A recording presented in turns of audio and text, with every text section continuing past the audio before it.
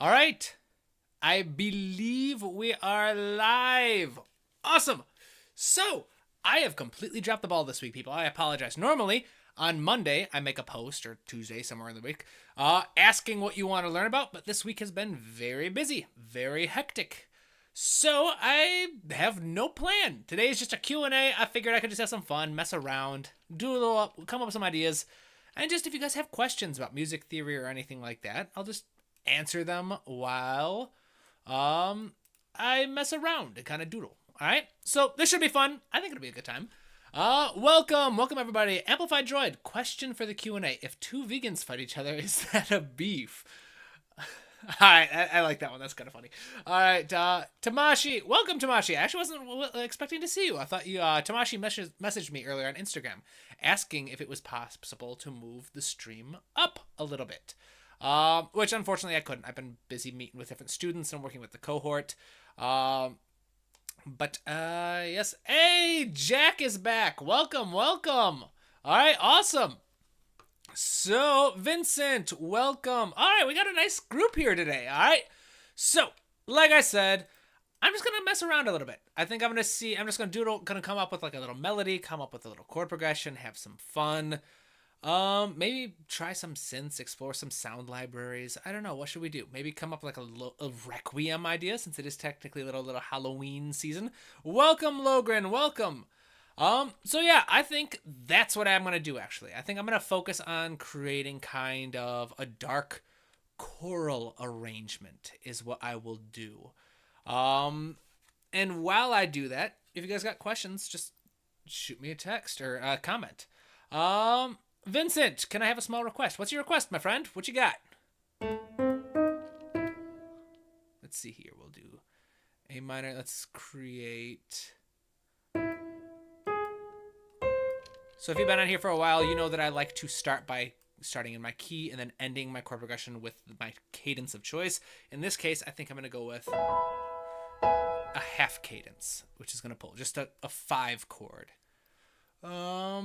Amplify some hybrid maybe. Ooh, yeah. We'll have some fun. I'm thinking something choir, something choral. Maybe we can add a bit of driving energy to it. Vincent, could you talk a bit about which orchestral instruments harmonize well with each other to create nice color in orchestration? Ooh, excellent question. So it's very difficult to talk a little bit about this topic. In general, I will instead offer a breakdown of my approach instead of giving you a list. If you want a list, if you want a breakdown, I am having a Halloween sale at the moment. And this ebook right here, Harmonic Balance, covers all the instruments of the modern orchestra, how they balance well with each other, and how you can combine them. Basically, how many woodwinds does it take to balance a single trumpet? What happens to that ratio if you have the trumpet using a straight mute? What if it's using a bucket mute? What happens if you've got a full brass section going? How are you supposed to balance that kind of stuff? So this ebook is on sale. I'm having a Halloween sale, everything, so y'all can check that out. Also check out my Emotions and Music book. Emotions and Music class is open for enrollment. It starts Monday. So I'm not trying to be dramatic. I'm just being quite open. I am thinking the 9th cohort is probably going to be the last cohort before I make some changes. I've got a lot of really cool ideas I'm very excited about. I've been doing a lot more studying about business and stuff. I'm thinking about expanding my Emotions and Music class. I'm going to expand it from Emotions to Music to a thematic writing course. Basically, moving beyond just Emotions and Music, but going into, all right, how do you plan an entire soundtrack? How do you make sure that you've got all the themes that tell a story like Howard Shore did for The Lord of the Rings? How do you have themes that capture characters and story goals, story arcs, lessons, things like that? And so I'm going to expand it quite substantially. Unfortunately, the downside of expanding it so much is I'm just going to turn it into an automated class, is the plan. If you have taken the emotions and music class in the past, because I don't like doing the whole upgrade and then make you pay again, if you've taken it already in the past, you're going to get the whole new class for free. All right, so when I release the new updated course, every person who is enrolled in an emotions and music cohort 1 through 9, you'll get an email with like access and stuff. You'll be able to access the entire class that way. But just for the sake of transparency, I do think this 9th cohort is going to be the very last cohort in this class in this format. The book is available. I'll probably update the book as well. But if you have purchased the book in the past, you will be able to let me know. I'll send you a coupon code and you can subtract whatever you paid. So if you paid $48 for it when I was on sale, then you can get $48 off the class. If you paid $60 at full price, you can get $60 off the full class. But yeah, there are still spots available, so check it out. But yeah, I am very excited about the direction that the class is going to go in. I'm thinking it's going to be an automated class. I think I might still offer a somewhat cohort type option, which is probably going to merge with my private lessons kind of thing, where if you pay a more expensive version of the class, you'll get X number of private lessons instead of group lessons, where you get to work with me. Just trying to find different ways to kind of like, get the best resources out there, get the best deals and stuff. So that's just kind of like, I wasn't expecting to share all that. I can actually show you guys the, let's see, where is it? Let me show you this. Nope, wrong one. Core offer. There we go. So this is a very quick kind of breakdown of the updates coming to the class. This is not comprehensive, but this is basically all the stuff I'm figuring out so far that I want to turn into the new updated class. So like understanding how themes are used, the types of themes that get found in film scores, types of motifs you find, how they get used and when they get used, identifying which ones you need for your soundtrack to help tell it the way that like a Howard Shore, John Williams, Hans Zimmer would tell their stories.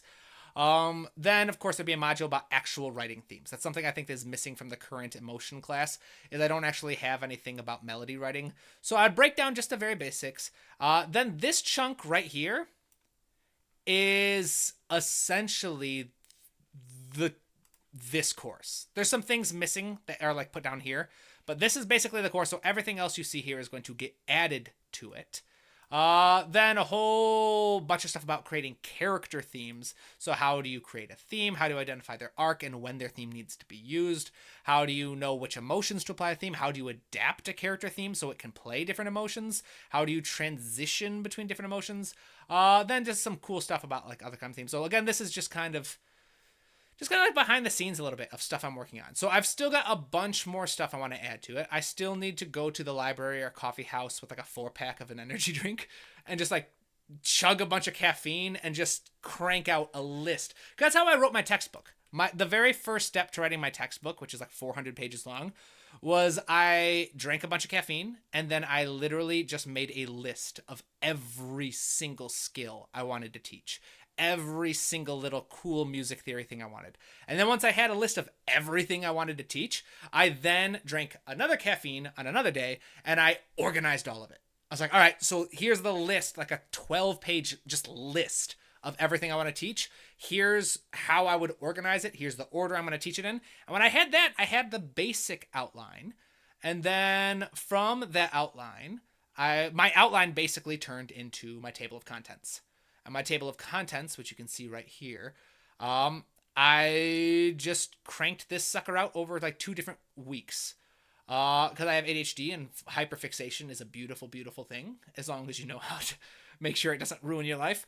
And so basically what I did is I just went to my sister's house on 2 different weeks. I went on week 1 and I like helped her like get her house ready for spring and stuff. And between like doing housework for her, I would just travel because she lives in a big city. I would just like walk everywhere. I'd find a new coffee house, type for a couple hours. Then I'd go to like a different library. I'd keep typing for a couple hours. And that's how I'd get like 7-8 hours of work done every single day. And I did that for a week. Then I went back home, worked, did some stuff, came back another week and basically finished the book. And it's got great reviews. People seem to really like it. I'm very proud of it. But that's basically, again, this is just kind of a tangent. that's the approach I'm taking to this. I still need to make a much longer list of all the things I want to teach in this class on thematic writing. And then I'll organize it, figure it out. And yeah, so that's what's coming. This class is going to be updated. Hopefully, depending on how much caffeine I drink and how much I'm able to harness the power of my pure, unadulterated ADHD, I'm hoping that the class will be available in time for the new year. That would be really, really cool. We'll see. But yes, all of that to say, let's talk about orchestration, shall we? That's what your question was about, Vincent, wasn't it? And I got way sidetracked. First questions. Welcome, Matt. Welcome. Tamashi, in a brass chorale, is it necessary to have 4 parts or can it have 5 parts? Very good question. It does not necessarily need to have 4. It can have as many parts as you want. A chorale typically has 4, like soprano, alto, tenor, bass, but that doesn't mean it's limited to only those 4. So you can have whatever you want. Serenade for Wins. Hey, have you seen anything from Orchestration Recipes? Yes, I have. I love Orchestration Recipes. Really cool guy. Really cool stuff. I think it's an amazing source of inspiration. I find, at least the early stuff, I don't know a lot about his current stuff, but the early stuff I found to be just, again, not bad talk, just a little limiting. But my personal taste, I don't care much for templates. Y'all know this, I'm much more about systems. I share templates and stuff on YouTube, but the entire point of those is like sharing systems of how to create the templates, how to think about things. So that's why I have an entire system for portraying emotions with music, about just starting by describing emotion across valence, size, and energy, and then using that to describe your music, instead of saying, boom, this template for sadness, boom, this template for happiness. Because I was very frustrated when I learned templates for emotions. I remember studying a template for sad music for like a week in a class, and then we were given a scene to score, and I got really frustrated. Like, this isn't a sad scene. This scene portrays a panic attack. Yeah, the reason behind the panic attack is sad, but there's just so much more nuance behind it. So yeah, I love orchestration recipes as a concept and as a source of inspiration if you are struggling to find something to work with. But no, I'm much more of a systems kind of person. Amplified Droid, can you start making money with, how to start making money with music? How do you reach out to publishers, TV, movie, etc.? That is a good question. All right, so we're getting some good questions. Let's write these down. All right. So first question was, where were you, Vincent? Let's see. What orchestral instruments harmonize well with each other to create a nice color in orchestration? All right, so that was the first question. Then number 2 was how to start making money with music. How do you reach out to publishers, TV, movies, and etc.? Excellent question.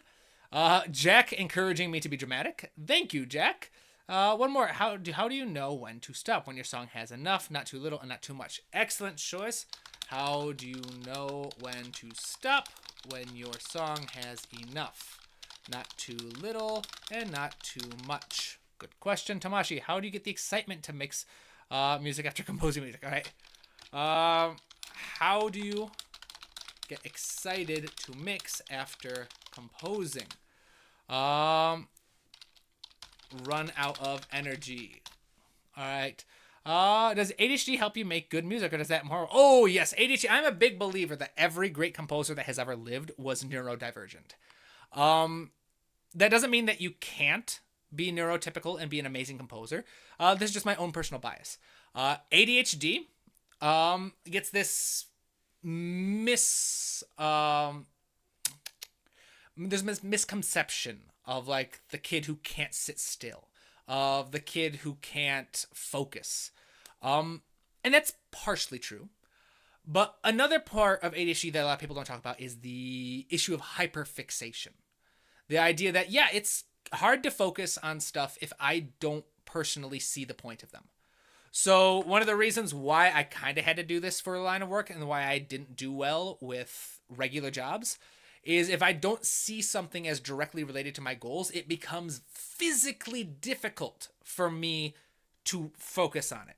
That doesn't mean I can't focus. It just means it's very, like I said, physically difficult to get the actual energy to put into it becomes very difficult. So when I was a strength trainer, I loved working with clients. I loved program design. I loved doing all that stuff. But the sales and having to do like the office work was just so physically draining for me. Again, not an excuse. It was just an experience. That for me, that doing that kind of work, because it wasn't directly related to my goals, it wasn't something I directly saw as my vision for myself, was significantly more difficult for me to accomplish than a lot of my coworkers. Now, the upside of that is the stuff that I do view as interesting, the stuff that I do view as especially being related to my goals, I can dial in. And there's that term, hyperfixate. I can have hyper focus. It's how I went from 2018. I wrote my very first piece of music in 2018. All right. Prior to that, I had never written anything. Prior to that, I had abandoned music for 4 years. I played music all through grade school. I was very passionate about it. Then in 2013, when I graduated, family tradition, boom, no more music. I went 4 years without doing anything music related. I took a few classes here and there as a part of a minor, but nothing major. And then in 2018, I composed my very first piece of music. And now it's 2024, and I'm a professional composer. I went from knowing nothing and having zero experience to being recognized as, well, I don't want to toot my own horn. I don't want to call myself an expert, but I'm recognized as an authority. I am someone that can teach music composition, and whom, if I can be a little arrogant, I believe I'm quite good at teaching music composition. I do. All right. And I've been hired to do curriculum design. So like the Indie Film Music Contest, they're going to be announcing it soon, I believe. I designed their new class. They are going to be offering a brand new class starting with the winter competition is the plan, about film scoring. Saying, hey, not only can you join our competition and get access to all these films, but you can also pay a little extra and we'll give you a class that teaches you how to film score. That's me. They hired me to do that class. I designed it, I did the lessons, I made the videos, and all of that cool stuff. And this is from someone in 2018 who had no idea what he was doing with music theory or music composition, and it's because of my ADHD. It's because I fixated on it. Because I spent so many hours of every single day just living, breathing music theory, geeking out about it. I geek out about music theory and composition the way other people geek out about video games and movies and TV shows, which I also geek out about. But this is my fixation. This is what I love, right? This is what I get passionate about. This is what I get so excited about music theory. I get so excited about music composition that I start thinking about ways to teach it. I start thinking about ways to improve it, to ways to apply it. So many of my methods that you guys enjoy were the product of me trying to sit there and go, how would I explain this? How would I teach this concept to someone? Counterpoint, my video on counterpoint. It's let's look it up. Let's look this up. Tabletop composer. Counterpoint. How long is this video? 29 minutes. So it's a half-hour video. This video came about because a professor I had worked with told me it was impossible to teach myself counterpoint. And so I spent, I don't even know how much time fixating on counterpoint, teaching myself how to do it, and then thinking, how would I consolidate? How would I crack this down to teach someone else counterpoint? And of course, it's not perfect counterpoint. It's not Baroque period counterpoint. It's not music theory, collegiate counterpoint. But if your goal is to write melodies that can be played at the same time and layer, it works. It works. And so many people have found that video helpful. And it's because, again, my ADHD and my hyperfixation. This is my fixation. It's one of my fixations. The other one is strength training. I love strength sports and strength training, specifically powerlifting and strongman. And I consider myself quite strong. And can you guys tell I have ADHD? I've got so much energy right now because you've got me talking about things that I love. What's your routine as a composer? Do you have one? Yes, I have many routines as a composer. All right, wait, let's do this. All right, so we got questions. Mauro says, what is your routine as a composer? And then also the ADHD dopamine rush from starting a new project versus the dopamine crash when the high wears off is a struggle. Yeah, that is true. It giveth and it taketh away. Based on briefing that cannot reveal too much about the project you are working on, against composing for something that is publicly available? Ooh, that's a good question. All right, so let's go through these real quick. If you got questions, keep them coming. I'll try to answer everything. I don't want to bribe people, but if you throw in a super chat, guarantee you I will prioritize your question. All right, so first one though. What orchestral instruments harmonize well with each other to create a nice color and orchestration? All right, so I showed you guys this. I have my ebook that covers this much more in depth. It's on sale for $20 right now, but for now, let's do this. All right. 2 types of doubling. All right, well, first let's see. So there are 3 reasons to double instruments. All right, so doubling instruments means having more than one instrument playing the same exact part. You can have it to improve fullness for balancing, to give a part enough fullness to balance against the others. Dynamics, to balance the dynamics. And to create an interesting color. All right, so we'll say to balance fullness or dynamics and to create an interesting color. All right, so to this end, there are 2 types of doublings. All right, like and unlike. Like doubling is when you double an instrument from the same family. So you use violins and violas to play the same part. All right, violins and violas, they're from the same family. They're not going to have that strong of a different color. So they're not going to create an interesting color. They're going to help balance fullness or dynamics. All right, unlike is when you double instruments from different subsections, whether that's a French horn with cello, or if it's something even more nuanced, like something even more niche, like not niche, but getting like technical, of going subsections within the wood section. So you double an oboe with a clarinet, being a double reed with a single reed, or a clarinet with a flute, so a single reed with a flute instrument. These unlike pairings tend to create an interesting color that helps bring more attention to that line. So another way to think of it is to create an expressive doubling. So balancing fullness or dynamics is called doubling for balance in fullness or dynamics is called a functional doubling. So we can say functional. And doubling instruments to create an interesting color is called an expressive doubling.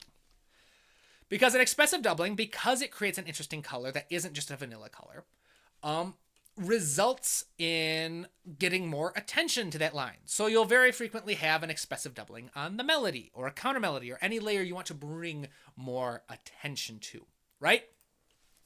So when you have these different doublings, the question you're asking about is how to find instruments to create a nice color. So you're asking specifically about expressive doubling. The way you want to start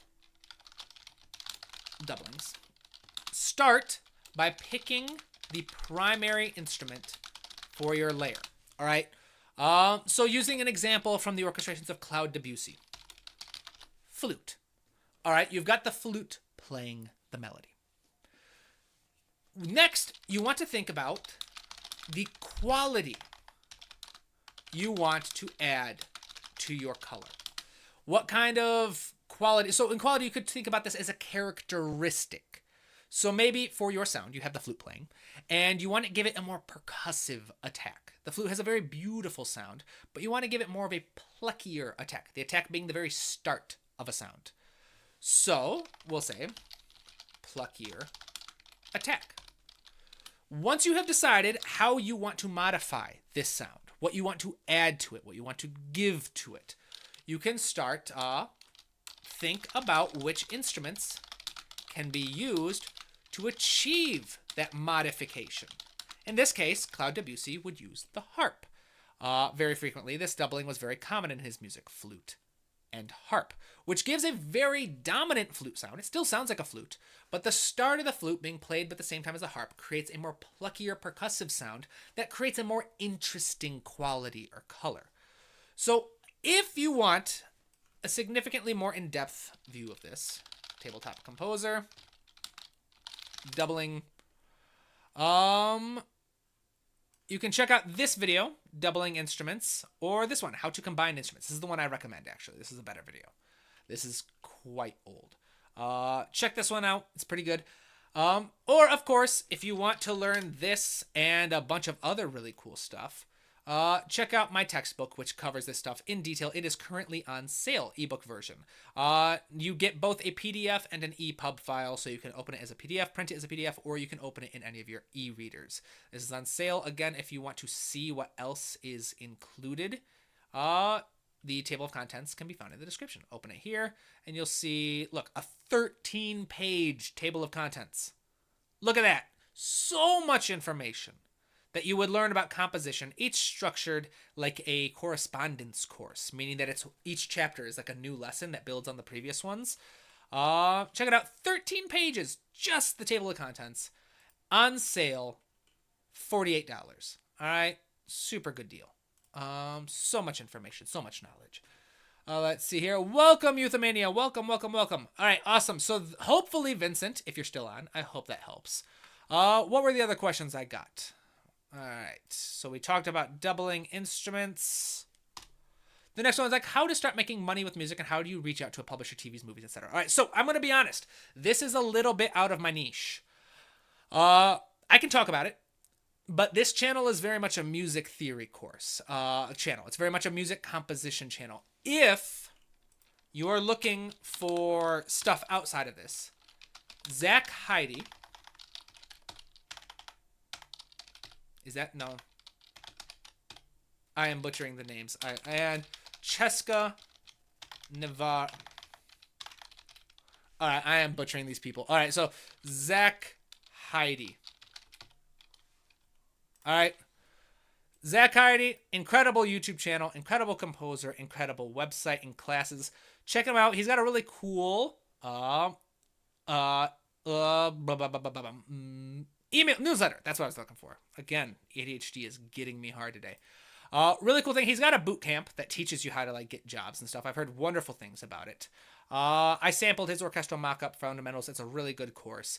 I can't sing his praises highly enough. Really cool guy, really cool newsletter. You can find him on Instagram, find him on YouTube. He's got wonderful videos, wonderful things. And then let me see here, Instagram. I think she's not as active on Instagram as she once was, but someone else that I'm going to recommend is Cheska Navarro. Who does wonderful things about using social media to find work. And she's the thing I really like about her is you don't need a big channel to work with it. I had a great chance to interview her for my podcast. That episode has still not been released. I feel terrible. It was supposed to be released by now. But we have fallen very behind on recording the season 2 of the podcast. Check these people out. They're both wonderful, and this is very much in their niche. Their niche is very much, especially Zach started off with a channel similar to mine about tutorials and stuff, but he is very much kind of started moving closer to like the business side of things. They are both wonderful resources for learning about the business side of things. What I have to offer for making money on music is it comes down to, well, there are a couple different ways you could do it. You could try doing like library submitting your music. You can always try joining like ASCAP or BMI. These are the good licensing companies. Check them out. They've got lots of resources that can help you. Like this is how you get your music into a library so it can be used for like a TV show, or it can get used in a commercial, or it can get used in whatever. But if you want to get jobs like currently, like how I do with a lot of theater stuff. So most of my soundtracks at this point have been with theater. I still love film. I still want to do many, many, many more films. But most of my work comes from the theater world. And I'm based in Michigan, but most of my work is in New York. And a lot of it comes from relationships. All right? And having to build those connections with people, which can be tricky. So how do I put this? I'm trying to give you something actionable. Let's see here. How to start making money with me? How do you reach out to publisher TV? Again, this is outside of my niche. I'm struggling because I've never taught this before. I have things that have worked well for me, but I'm not sure how to teach them because a lot of my stuff has been luck. A lot of the connections I've had have been luck. Where I have met the right person at the right time and they were looking for a composer. They liked me. And so I'm going to say soft skills. All right. Soft skills you need as a composer. All right. You need, as a composer, and this is the reason why AI will never replace composers, is directors want to know the person writing their music. They want to have that kind of relationship. And yeah, AI might replace amateur composers for a lot of projects. But at the big level, there's a level of comfort from knowing that you're friends with the person on this project and that you can trust them and that they have done good by you. After a certain level, your skills as a composer don't matter. Once you have reached the threshold of good enough, and by good enough, I mean that the director just likes your music. That's all it means. Good enough is that the director likes your music. Once you've reached that point, it doesn't matter how technically skilled you get or technically savvy. If you are a dick, no one wants to work with you. All right? It doesn't matter how talented you are. Someone will take their little cousin who works with an iPad over a Berkeley graduate if that Berkeley graduate is a dick. All right? They don't want to work with someone who's difficult to work with. So, soft skills that you need as a composer are working well under pressure. All right? Communicating from a story lens, not music. And, of course, a big one that I'm a proponent of, arguing. All right? Working well under pressure, this means getting the deadlines, making sure that you're working, that you don't get angry, you don't blow your gasket, you don't give up, and that you're able to still deliver and perform. All right? That's pretty typical. Communicating from a story lens. All right? This is very important. Directors, playwrights, all kinds of people that I work with, very few of them speak from a music language. Very few of them. The very few times that I've met a director who's had experience with music, they didn't have nearly enough. And so, for example, one director, incredibly talented, loved working with her, told me that she wanted this theme that I had written to be sped up. She said she needed the tempo faster. And I was like, all right, I'll increase the tempo a little bit. She's like, faster. I need it faster tempo. And eventually I'm like, okay, no, I'm doubling the tempo at this point. The theme is unrecognizable and it's half the length. I can't work with that. And so from a story lens, I understood that she wasn't looking for the tempo. She was looking for energy. She wanted more energy in the music. So I took it back to the original tempo. I added a couple ostinati and added a couple new instruments and boom, suddenly she's like, perfect. This is exactly what I wanted. Thank you. But a lot of the stuff you have to be able to understand communicating from a storytelling lens and not just music and understanding what's necessary. Now, so I'm a big proponent that composers need to study storytelling. So if you are looking for a couple good resources, I recommend the YouTube channel, Hello Future Me, which chances are many of you know this channel, right? He's got millions of subscribers. Amazing at storytelling, world building, all that kind of stuff. And then The Anatomy of Story. So much of my approach to composing is informed by this book. Look at that. Super cheap book. Amazing book. My entire spotting process was inspired by this book. The Anatomy of Story. It'll break down so much about what makes good stories, how they're structured, how the characters are function, and all that cool stuff. A lot of it comes from this book. I recommend checking it out or something else like it. And then probably the most useful thing I can offer right now, which I apologize, I wish I could get more specific into this. It's just not something I'm used to teaching. Because, like I said, a lot of my stuff has been luck. I'm trying to get better at the business side of things. But arguing, this is the big one that I can offer. And this is something I've seen on my Discord channel. This is something I've seen on Instagram and YouTube comments so much. So if you haven't been paying attention, boom, focus right here. Listen, this is the most important lesson I'm about to share for this question. Arguing. It is okay to argue. All right? That's a given. I have not had a single project where I have not gotten into heated arguments with my collaborators. This is an art form. People, if you are not getting passionate about your art, then you're probably not really invested. It's expected that you're going to argue. The number of times I have been on the phone for like 3 hours with a playwright arguing about the use of lyrics or arguing about changing a scene. It's okay, it's expected. But never under any circumstances make the argument about the person. This is the mistake I see so often. This is the fastest way to lose your job. This is the fastest way to get blacklisted and have everybody say, oh no, I don't like working with that person. Don't hire that person. So, for example, I got in an argument with a very dear friend about the lyrics for a song in a soundtrack I did recently. And we were going back and forth. The song was still in progress. We were talking about like what lyrics to use. He'd done a couple different versions of it.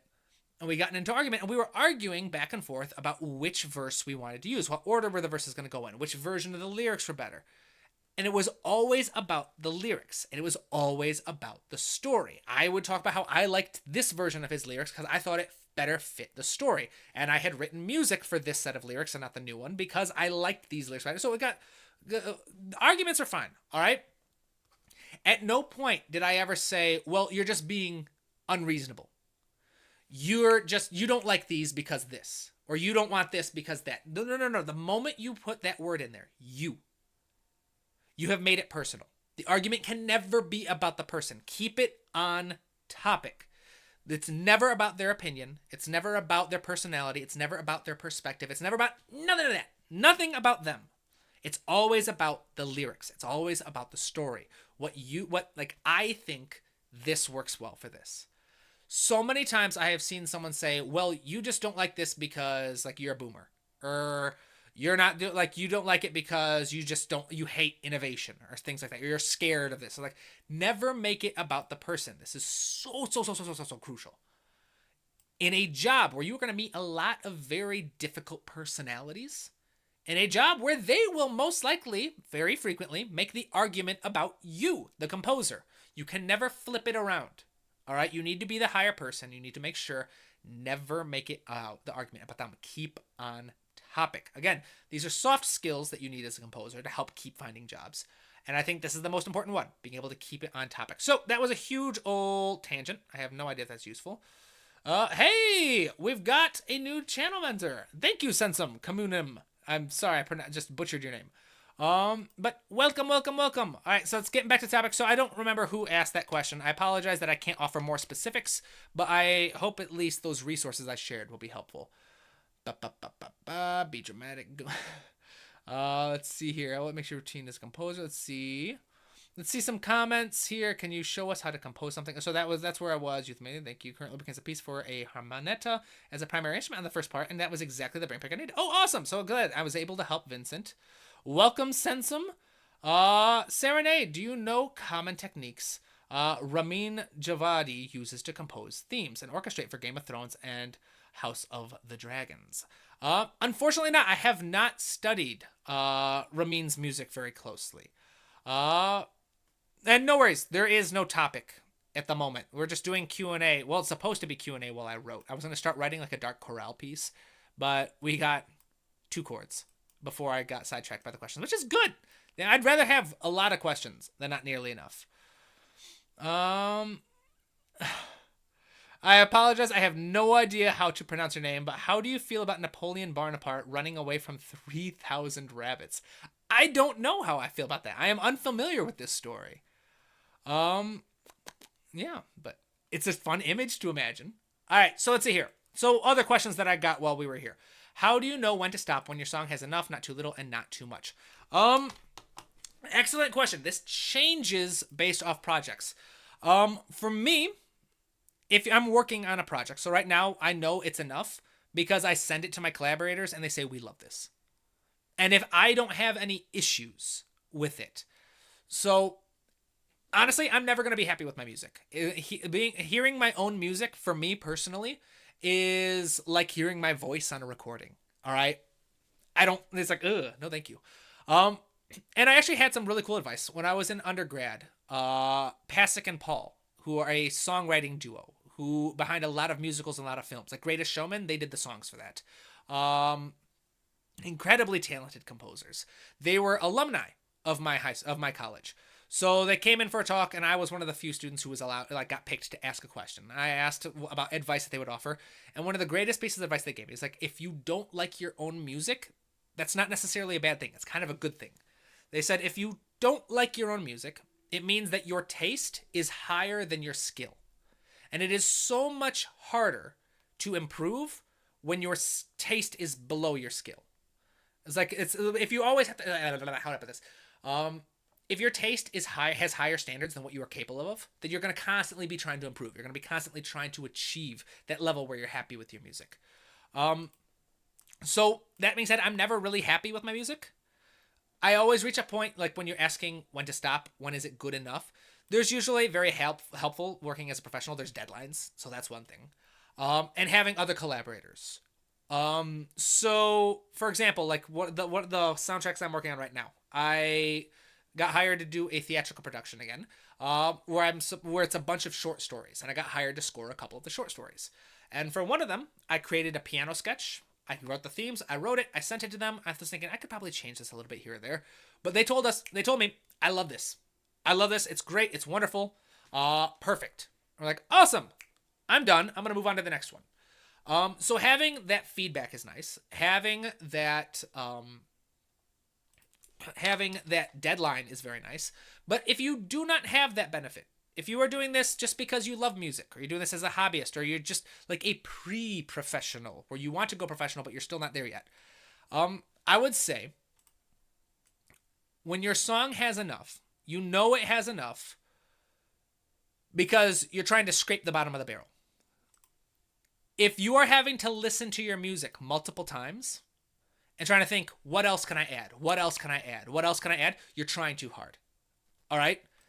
If you are listening to your music and you immediately think, oh, I need to add a drum hit here, or the counter melody's not coming out through enough. When you have specific thoughts popping out like that, then you can keep working.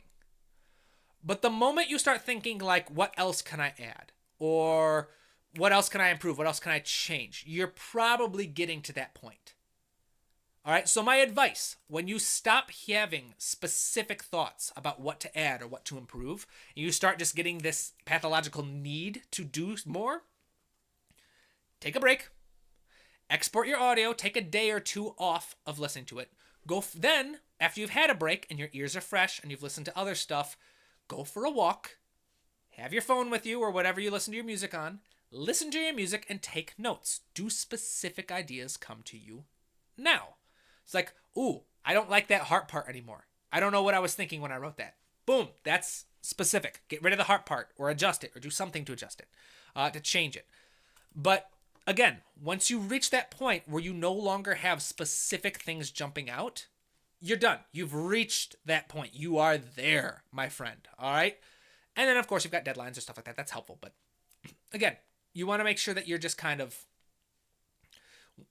again, like I guess I hope that's helpful. But the idea is the basic. If you're trying to force yourself to come up with more, you probably don't need to do more. If you're trying to force yourself to come up with ways to improve it, you probably don't need to do that anymore. You've probably gotten a solid enough point. All right? So that's what I would say there. I hope that's helpful. I can't remember who asked that question. This one is from Tamashi. I remember this one. How do you get excited to mix after composing? And you want to imagine this one I feel in my bones. I hate mixing. It's not what I love. I love composing. As I mentioned earlier with ADHD, when you have zero interest in something, it becomes physically difficult to do it, unfortunately. It's just part of it, but it comes down to, unfortunately, discipline. All right? And having that routine. So how do I get excited to mix after composing? I don't. Personally, I never do. It's never about excitement. It's never about motivation. It's never about energy. It's about this is what I need to do next. And when it comes down to that, if you need discipline, you need a structure. All right? And so this is why so much of my process is a structure.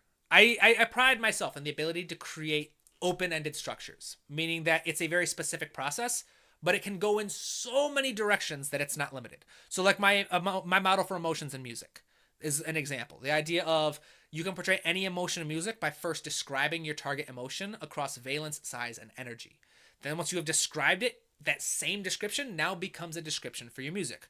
All right, so I need something dark, intimate, and low energy kind of thing. Let me double check, make sure I'm not getting my thing.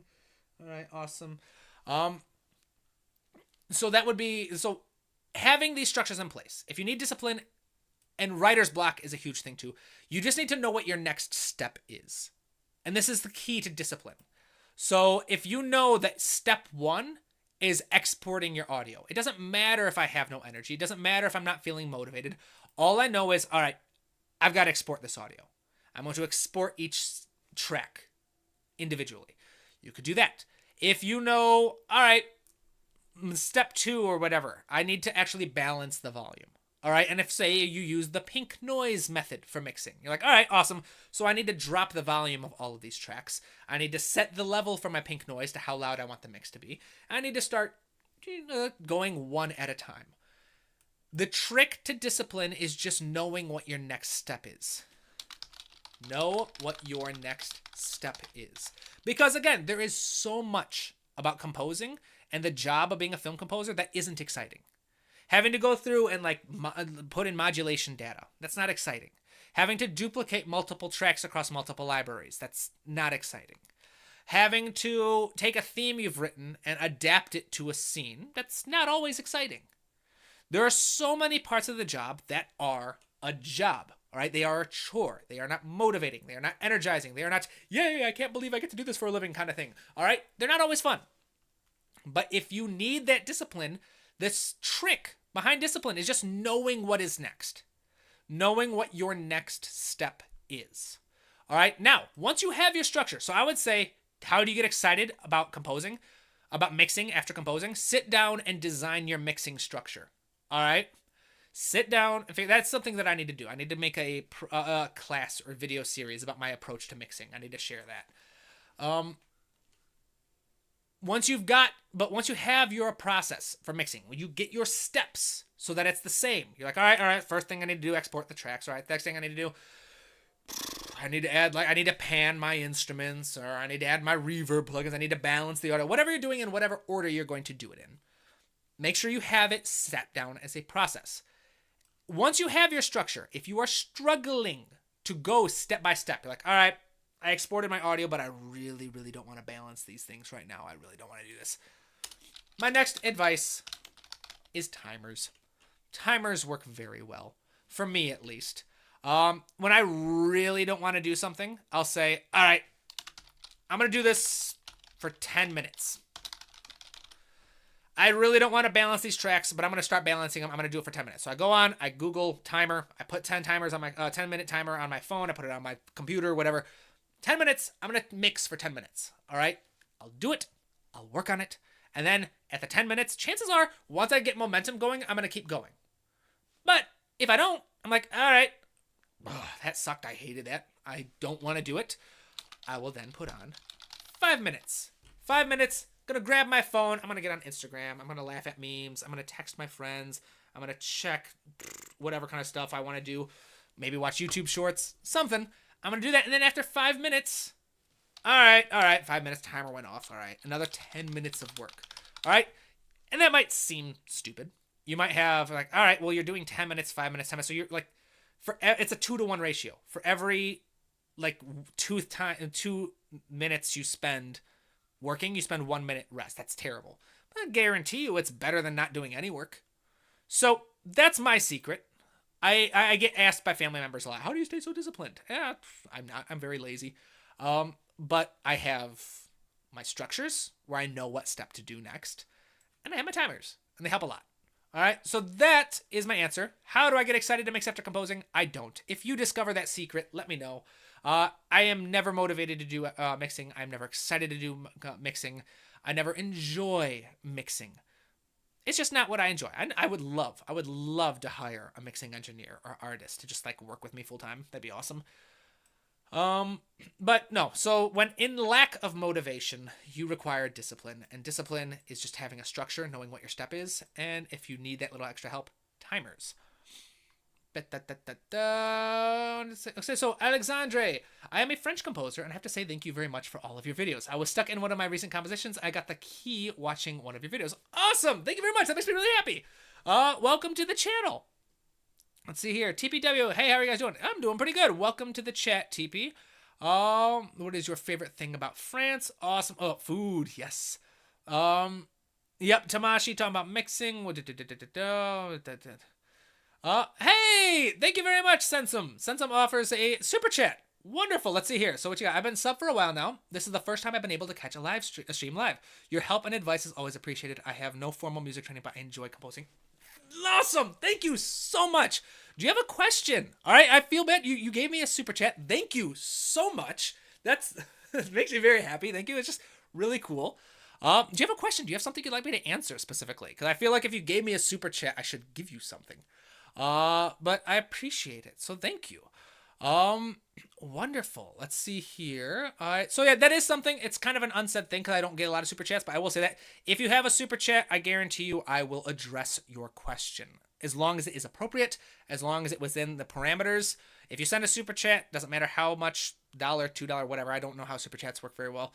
But if you send me a super chat, I guarantee you I will stay on stream long enough to answer whatever you put in there. So excellent. Hopefully that helps whoever asked that question. So thank you. I'm still geeking out. You made my day, Sensum. Thank you. Let's see here. So question, what is my routine as a composer? So I have actually shared this quite a bit. It depends on what you ask. Are you talking about how do I start a new film project? How do I write a new music? Typically, my workflow for writing a new theme is study the story for inspiration.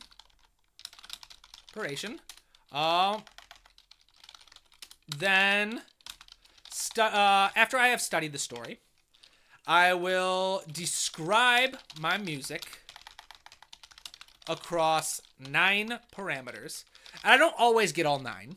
So tempo, timbre, texture, rhythm, register, melody / pitch, harmony, dynamics, articulation. Is that all of them? 1, 2, 3, 4, 5, 6, 7, 8, 9. Yep, that's all 9. So what I'll do is I'll study the story. I'll find the most crucial elements of that story, of that character, of the subworld, of whatever I'm trying to portray musically. I will then go through each of these 9 parameters. And if I have an idea, I'll write it down. Like if after studying my story, I have an idea like, ooh, I could use this, like the tempo, I could use a specific time signature to help tell the story. Or if I have a specific instrument that I think would portray the character very well, I'll write that down. Or if I have a very specific idea, it's like, oh, this is a very complex character. They're very stoic on the outside, but they have a temper on inside. So I'm going to give them like a slow-moving melody, but in the background, I'm going to have a really fast ostinato. Or any ideas, any musical ideas that jump out to me. From there, once I have described my music, I will start with the harmony. Which, I mean, technically, I'll probably start with the tempo. I'll set the tempo. I'll start with the tempo / time signature. So I'll set those. Then next, create my chord progression. Because anyone who's been on this channel for a while knows that I always start with the chord progression. That's just my personal style. I know many people who start with the melody first. It doesn't matter. It's your default settings are your style. For my style, I feel most confident with my chords. I can come up with beautiful chord progressions every time. It's what I'm best at. And then, once I have my chord progression, I will create a melody from my harmony. And then I will branch out from there. I will embellish the texture / structure until I am happy with my piano sketch. Then after my piano sketch, move to notation software for orchestration, just arranging, then create MIDI mockup in Cubase, and then move on from there. So I would say this is my routine, this is my process. Talking about discipline earlier, and discipline just meaning knowing what your next step is. I could go significantly more in depth on every single one of these steps. If you are interested in learning, and not only learning, but mastering my entire process, my entire workflow, this book right here, my textbook, on sale, 20% off currently until the end of the day tomorrow for a Halloween sale. This book, I have showed it a couple times in this stream. It's literally my entire work process. It includes worksheets and breaks down every single thing in the worksheets. Again, if you want, the table of contents is available. You can see what gets taught. But this entire thing literally breaks down my entire composing process. From the basics of rhythm and reading music notation to creating interesting chord progressions. I mean, like the entire first section. So part one is all about chord progressions and creating literally my entire process for creating really cool chord progressions that tell a story. Then part two moves on to my entire process for melodies and writing themes that help portray characters, emotions, story worlds, things like that. How do you write a cool motif? How do you turn that into a melody? How do you turn that melody into a larger piece? How do you find out how many melodies are needed for a particular structure to tell a story, stuff like that. So then this whole part two is about creating a full piano sketch, which, like I said, was like embellish the texture until I am happy with my piano. So parts 1 and 2 of my book cover all of these steps, and then part 3 covers these two. Part 3 of the book goes into orchestration. Talks about arranging, talks about the instruments of the section of the orchestra, what parts they like to play, how you can write for them so they all work well, so it sounds realistic, and then how do you make your sound libraries sound realistic. And then, of course, the last chapter is basically, or second to last chapter is mixing your music and making it sound nice. And then part 3 just being a summary. That's the cool thing, is all of these sections have summaries. So part 1 has a summary that gives an entire workflow, and so talking about that discipline, about knowing what your next step is. Part 1 has a worksheet that gives you your steps for creating a really cool chord progression. Part 2 has a workflow that gives you your next steps for creating a melody, coming up with a motif, then turning it into a melody, then in a full-length piece, and sketching it for piano. And then part 3 gives you, again, a workflow for orchestrating your sketch. That's my sales pitch, but yeah, so that's all that kind of thing. This is my workflow, and if you want to learn the entire thing, I have a 400-page textbook currently on sale for just under $50. Matt Lewis, is Japan still on the cards for you? Ooh, not for a while. I've been to Japan in the past. Did I say I was going to Japan? No. I'm not going to Japan. I have friends who just recently went to Japan. I love going to Japan. I have a cousin there that I like to visit. It's always amazing seeing him. I went to the country once. I literally went to the country on a whim to visit my cousin in grad school. 6 years of college, 4 years undergrad, 2 years as a master's. I never went anywhere for spring break. I was a very studious student. Never went anywhere. And then I think my very last spring break, my roommate's like, hey, yo, I'm going to Japan for spring break. I was like, you know, I'll go with you. That sounds fun. So it was really cool. We all went together. It was really fun. It was my first kind of experience going across the pond, going to the other hemisphere of the world. So I loved it. I can't wait to go back. I would love to go back. And my cousin lives in a very, very small, like, country village. So that was really, really cool, seeing the difference between, like, the big cities and seeing where he was living and stuff. So, yeah. But yeah, no, I would love to go to Japan. If anyone wants to sponsor a trip to Japan, I would do a video blog series kind of thing. Amplified Joy, do you do collabs? Do you often need to reach out to someone to help you with something that is out of your skills? Do I do collabs? I've done one collaboration. Well, I've done a couple. So I've collabed with Museo. Museo is an affiliate. If you use the link in the description of this to get a really kick-ass libraries, this whole thing, $10. $10 a month, or you can pay like $300 and get all of it for like solid.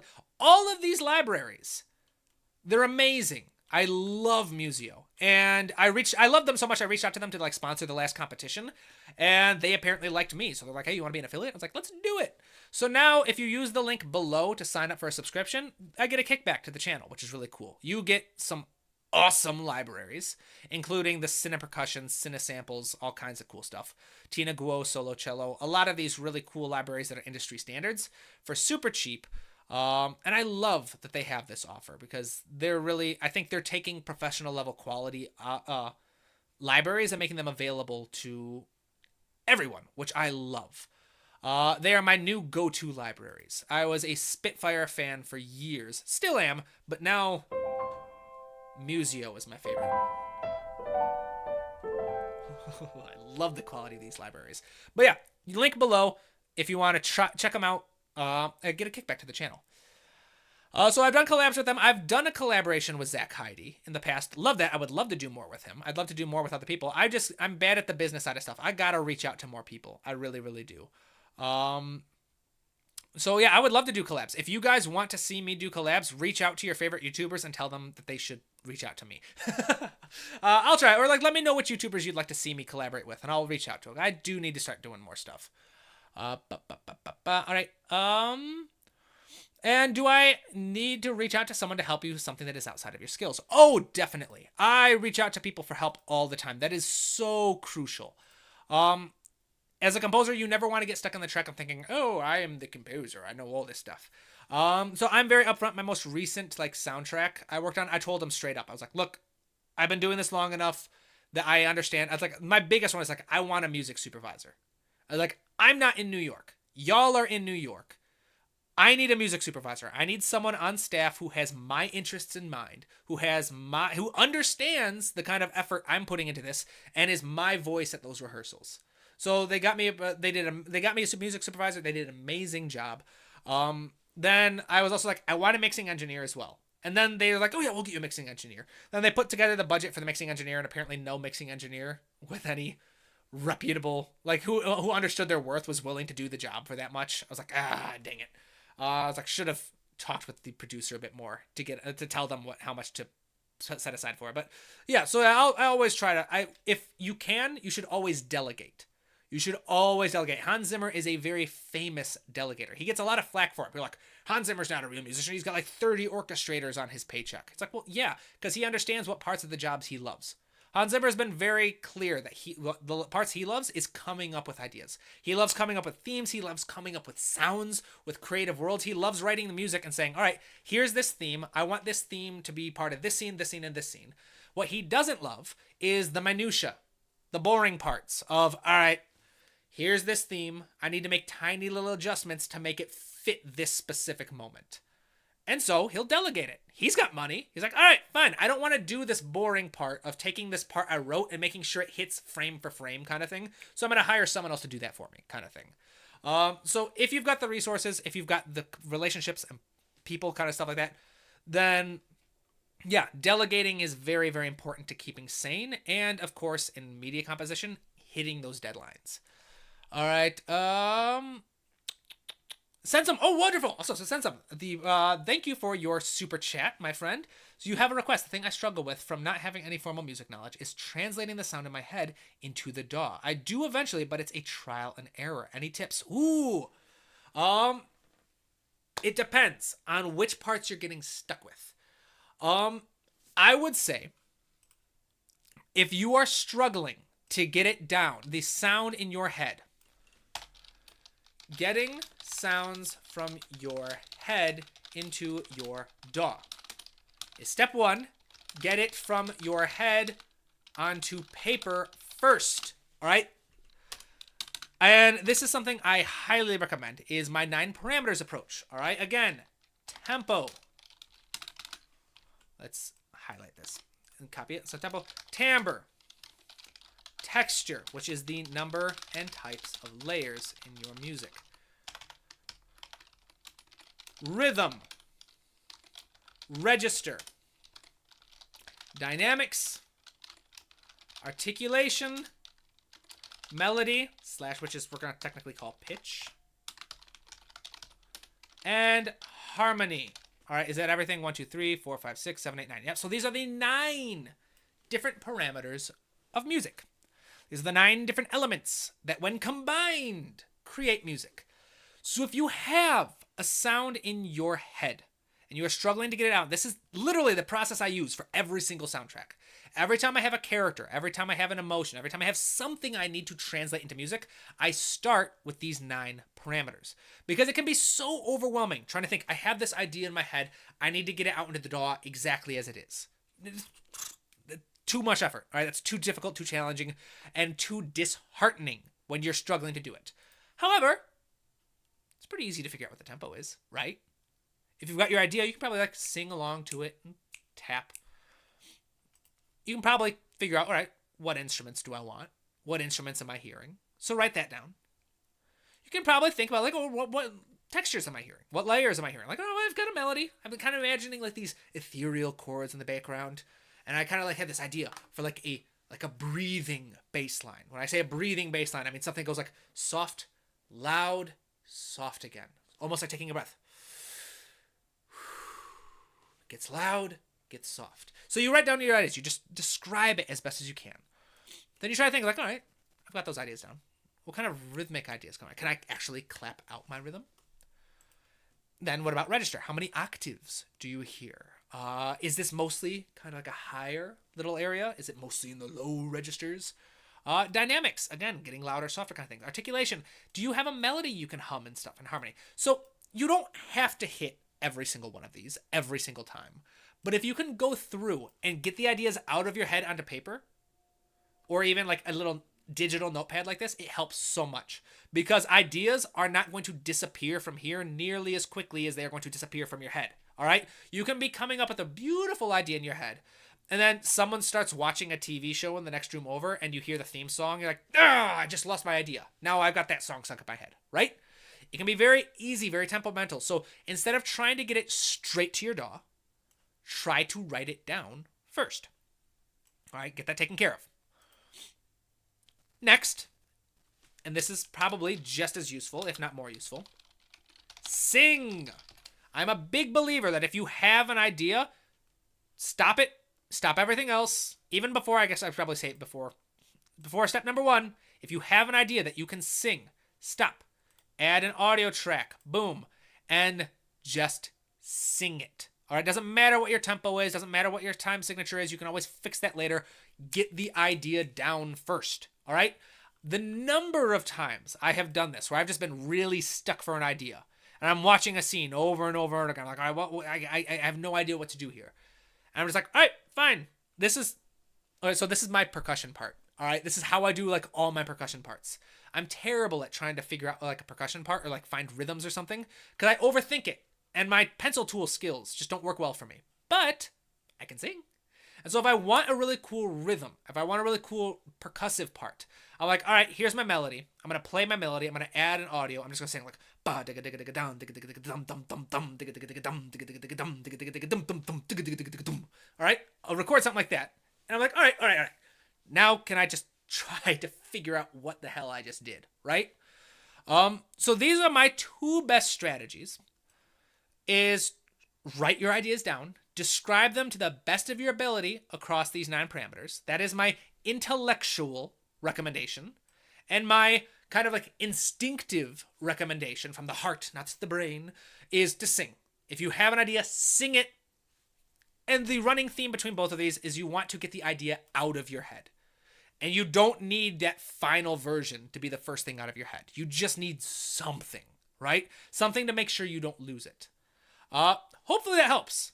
Thank you. Thank you again for your super chat. I really, really appreciate it. You made my day. I'm super excited. I'm going to go brag to my friends that I got a super chat. Let's see here. All right. Again, I am so sorry. I have no idea how to read your name, but I'm going to call you Green A because your profile picture is a green A. Is it correct to assume that music theory is a set of techniques used in music? And how do I use music theory in music? And can you give an example of how it is used? Yes. So music theory, it's not just techniques. Music theory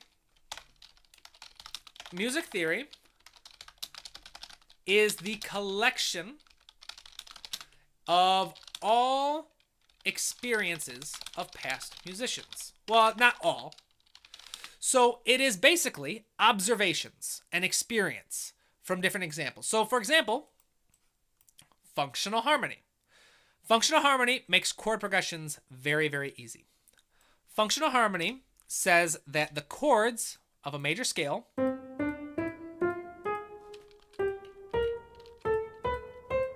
each play a specific function.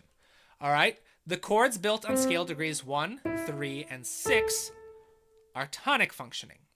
Scale degrees 5 and 7 are something called dominant, and scale degrees 2, 4, and sometimes 7 have something called subdominant. Now, it tells us from functional harmony that you can follow a strong, weak pattern. So tonic being strong, all others being weak. And I'm not even going to play this chord progression. I'm just going to use theory to create something. And I guarantee you, it's going to work. All right, so then we'll do, and then we'll do, and then we'll do, let's do. And then you use functional harmony. You create your pattern until it gets interrupted by the cadence. So then we're going to do, let's create our chord progression. And then, all right, so then we're going to take this and we're going to voice lead it.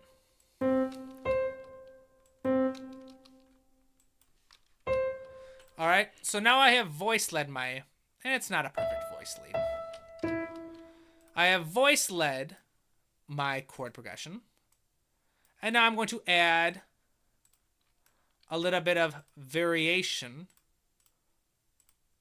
to my chord progression, to my bass line. Again, all of this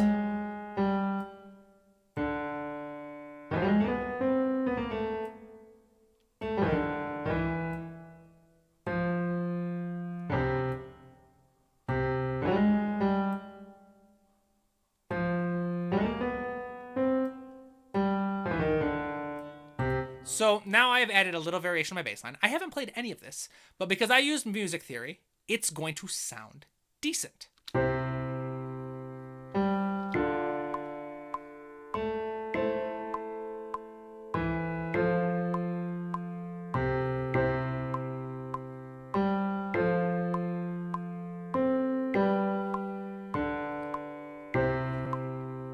And watch this, watch this. I can now use music theory to write a melody. And again, I'm not going to play the melody.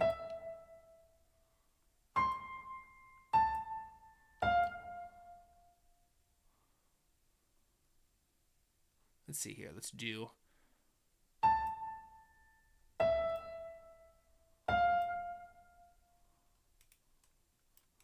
We'll do.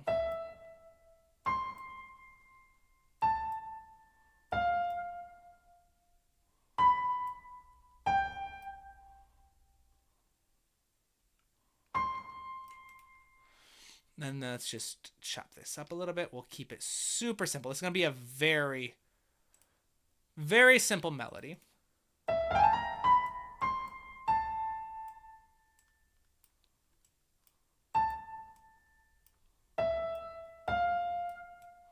And again, I'm not playing this.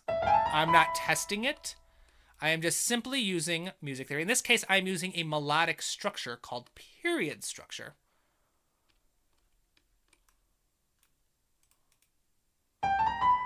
To create my melody.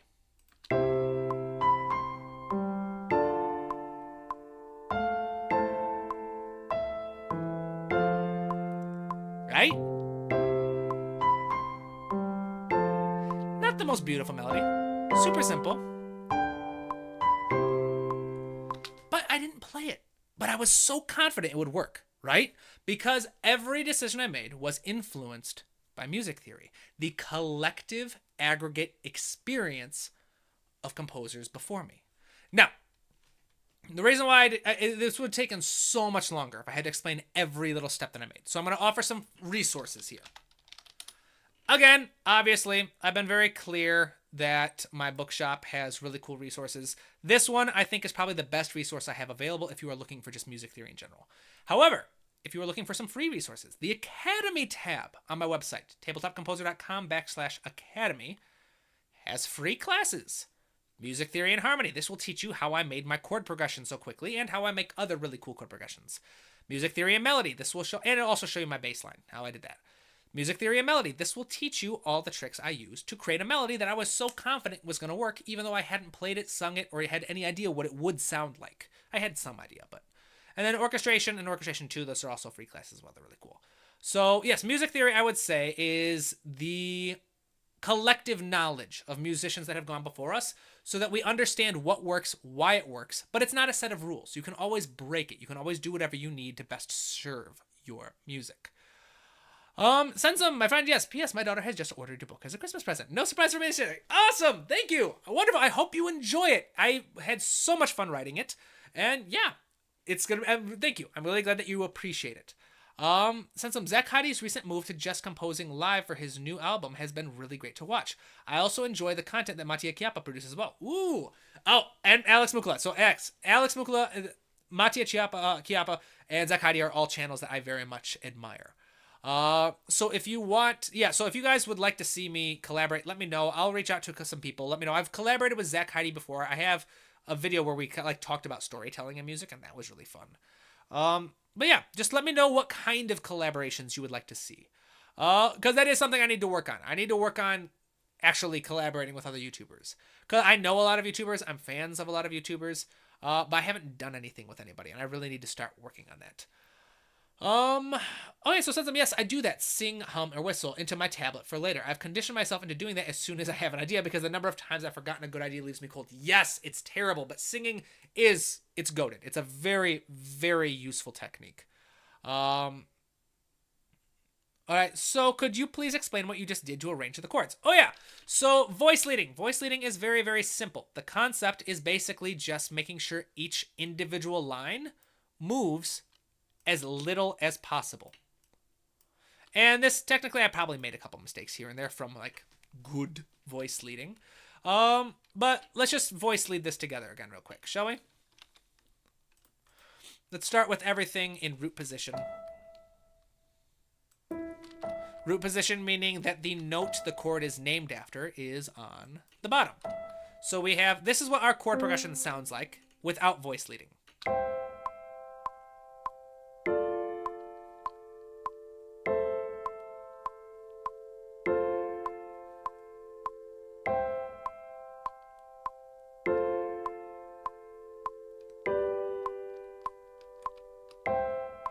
So the point of voice leading is to minimize the amount of movement. Minimizing the amount of movement in individual lines. That's one of the many, many reasons. All right. By the same time, you also want to create, while highlighting the independence of each line. In other words, the goal of voice leading is to make sure that each individual line in a chord progression sounds like its own individual line, rather than, oh, that's one chord moving into another chord, into another chord, into another chord. The idea is like moving, it's like, oh, you have multiple voices. So in general, there's a lot of rules you can think about, but in general, if two chords are a second apart, move two voices by second and one by third. All right, so we have C major to D minor. C and D are a second apart, meaning they're next to each other in the scale. So instead of creating this blocky sound of C major to D minor, we want one note moving by a third. So C to A is moving by a third. And again, if you want more on this, I have a video, tabletop composer, functional harmony. Look that up. You can take the class, buy my book, but this video right here will explain voice leading to you, as well as functional harmony. So this voice is moving by a third, and these are both moving by second. Again, what that means is that G is moving to F, and these notes are next to each other in the scale. E is moving to D, which these are notes next to each other in the scale, and C to A are moving, but they technically in the scale have one note between them. So then, if they're a second apart, if two chords are a third or sixth apart, two voices by we'll just say keep the common tone. All right, so common tones mean notes that you have in common. So D minor to A minor, yeah. So D to A, the notes that these chords are named after, are a fifth apart. So there is one common tone. Keep the common tone there, move the other voices. And that's basically what it comes down to a lot of the time, is if there is a common tone between two chords, make sure the common tone stays in the same voice. Just keep moving, and again, because I'm starting to get a little tired, I want to end the stream. What we have is each individual line now moves as little as possible while preserving the identity of each part. So the chords are now much smoother, and each individual voice moves nice and smoothly. So that's the point of voice leading. But that's what that is. So check it out. Oh, nice. Thank you, Sensum. Another super chat. I appreciate it. Unfortunately, I have to go out this evening. I will catch up on the remainder later. Thank you again for your streams, and thank you also for your in-depth answer to my question. Take care. Thank you so very much. I really appreciate your generosity. I really appreciate your support. And thank you so very much for being a channel supporter. I love all you guys. I really do. Thank you. Let's see here. So Curious Little Droid. Okay, so Curious Little Droid, I hope that helps. I know it wasn't the most in-depth. Again, I showed that video though. Those free classes and my textbook also cover it. Much more in-depth. TPW, how do I write better percussion? I often think things like this part needs more percussion, but then I struggle to write a percussion line that I actually like. That depends on the type of percussion you are doing. I actually did a live stream about this, so this is going to be a topic that requires a lot. In-depth, but I will talk about 3 types of percussion. All right, so first we have orchestral. Orchestral meaning like classical style. In which case the percussion serve a couple specific parts. Doubling for color. All right, so like xylophone, marimba, using them to do a double part just to add a little percussive sound. We talked about that more in depth earlier in the stream. Ostinati, so playing a repetitive rhythmic idea. Extreme dynamics, because the percussion section has both the softest and loudest instruments. So if you want to really, bam, have a huge hit, you can use the bass drum very loud. Solo statements. Again, you can use like the glockenspiel or vibraphone or celeste to play a solo, or sometimes you even just have like a snare drum playing a solo idea. You can have harmonic support. You can have builds and climaxes. So like a drum roll, a drum swell, a cymbal crash. And then you can have highlighting accents. So you have a beat that you want to accent. So boom, drum hit. Boom, cymbal crash. Or even like a little bum. You had like the xylophone play a chord there to help emphasize it. So if you're writing orchestral music and you're really struggling to find interesting percussion parts, I would say revisit each of these roles and figure out what's missing. Where do you think it could improve? The next one is drum kits. All right, which again have ride cymbal. We'll say hi-hat and or ride cymbal are timekeepers. So they play constant 8th notes, 16th notes, something like that. Something to give context to the rest. You can think of it as a quick metronome. The hi-hat is very frequently used as a very fast-paced metronome. All right. Snare drum equals off beats. All right. And that's not all they do, but you can start off by hitting the weak beats. So like 1, 2, 3, 1, 2, 3, 4. The snare drum hits those weaker beats, the 2 and the 4. And then the kick equals your groove. All right, strong beats and rhythmic personality of the part.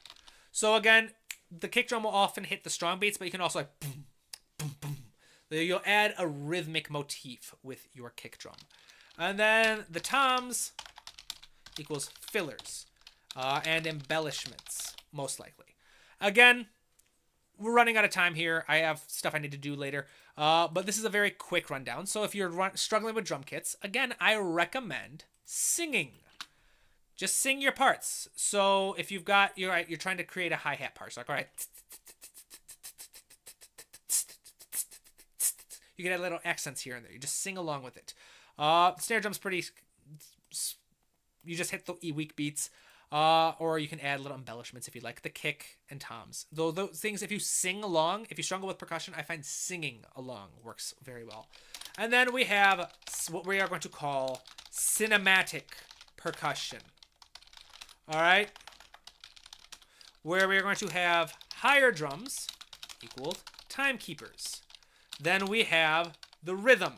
All right? Equals like toms / snares for driving rhythm. If you have a rhythmic idea, like boom, boom, boom, boom, this is the part that you would sing. And then low hits equals highlight accents, most important beats in each phrase/section. All right. Again, I've done a live stream that you can find under the live stream playlist where I talk about each of these approaches. But it depends on what you'd have. I'd say for these two, singing along. For me, percussion, my best percussion ideas always just come from singing along. Or same with ostinati, rhythmic parts. Anything where it's very rhythmically driven, I find my best ideas come when I just sing along to my melody and chord progression.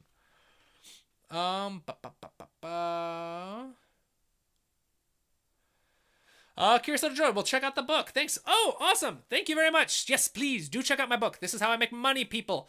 So another ad break for Tabletop Composer. So here we go. Private lessons, bookshop. I'm having a Halloween sale. Everything is 20% off, including notes and slides from previous videos and playlists, and all of my 4 ebooks. This is all about balancing the orchestra, basically like how many flutes does it take to balance a trumpet? What if the trumpet's wearing a straight mute? What if it's got a cup mute, bucket mute, stuff like that. This is my textbook. I'm very proud of it. 400 pages. Teaches you my entire workflow for composing and all the music theory involved with it. This is the ebook version of my class. If you have ever purchased the ebook version of my class, I am enrolling for the very last cohort of the current class. And I am taking discounts. So if you have this, message me. The class starts Monday. It is the last one. I will talk about that in more depth in just a moment. And you can get the cost of this book taken away from it. So if you paid like $48, you bought it on sale, I'll subtract $48 from your tuition payment. If you got it at full price, $60, I'll subtract $60. Just gotta message me. Class starts Monday. And then my guide to creating realistic MIDI mockups. Then Emotions and Music class. As I mentioned, this is the very last cohort, I think, in the current form. So I'm not canceling class, I'm adding onto it. I am taking the Emotions and Music class, I am transforming it after this into a full-on thematic course. Thematic writing. So I'm like basically quadrupling the amount of information in this class to teach you basically how to write a soundtrack like Howard Shore, where you have themes to portray basically every aspect of the story, and not only how to write those themes, how to come up with those themes, but how to use them and apply them to tell a story. So it's going to be a class about thematic writing to tell a story. It's not only going to include all of my information on emotions and music, but also my approach to characters, to story worlds, the different types of themes and motifs you can have. Very excited for it.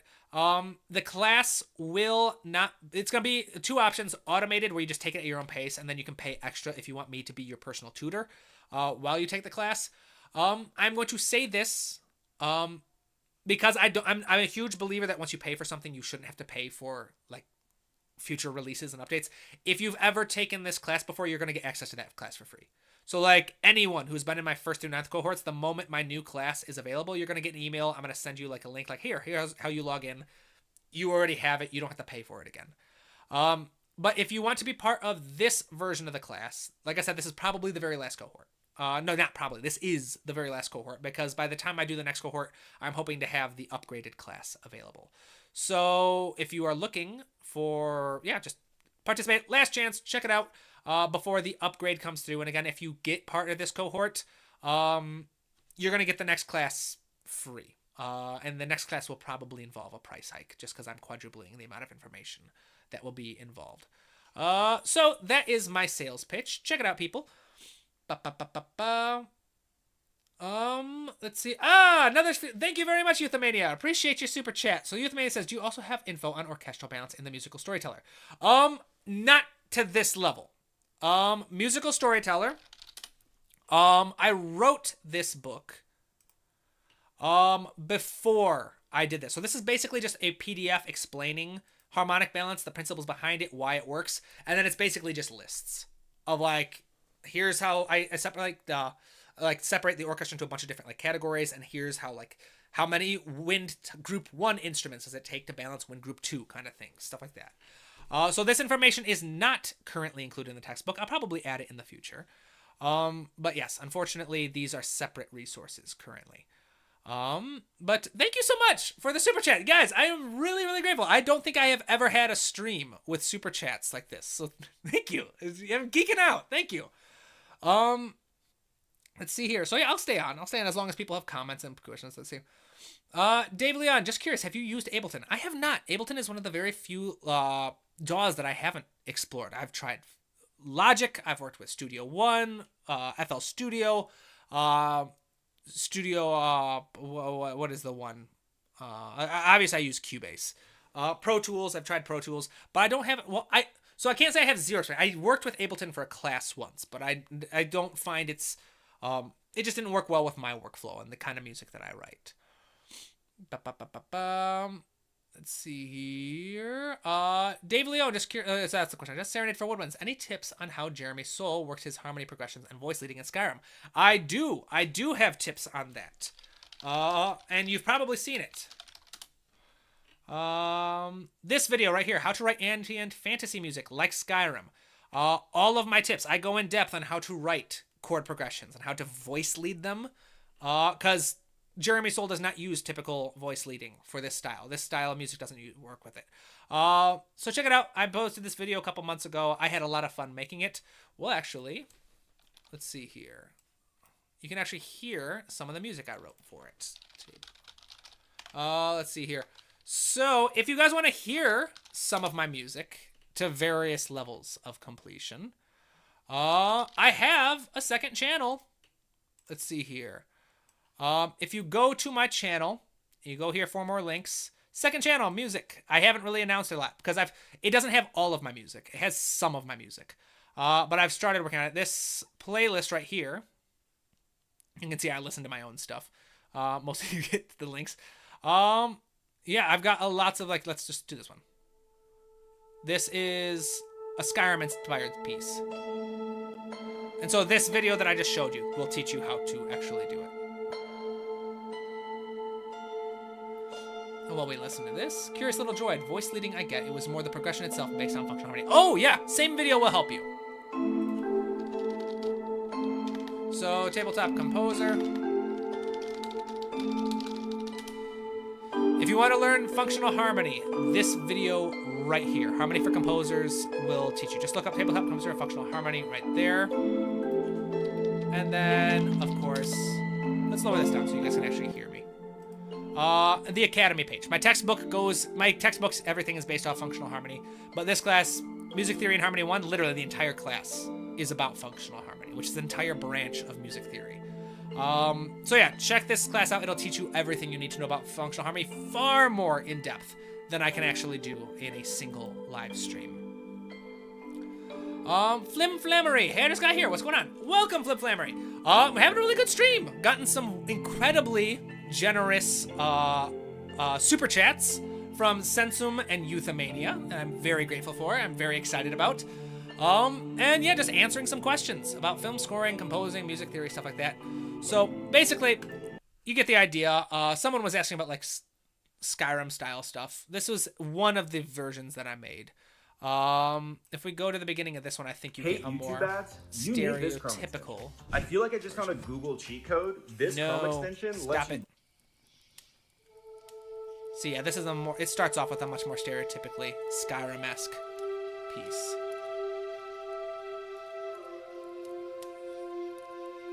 Right? So yeah, that tutorial video I showed you will teach you how to do this. Let's see here. Okay, TPW. I will not be running the class again in the future. So you're talking about this, not in its current iteration. So as I mentioned, I am upgrading this class. All of the information will still be available. Because it's going to be included in the new class. Like I said, I'm upgrading from emotions to music to thematic writing course. Which is basically, I'm going to have basically a storytelling with music course where you figure out what themes tell a story. I can actually pull it up. Where is it? So, so far, I am basically adding all of this stuff. Where is it? So this chunk basically covers the majority of the class as it is. All these other things I'm adding. Like I'm saying, I'm more than quadrupling the size of the class and the information covered in it.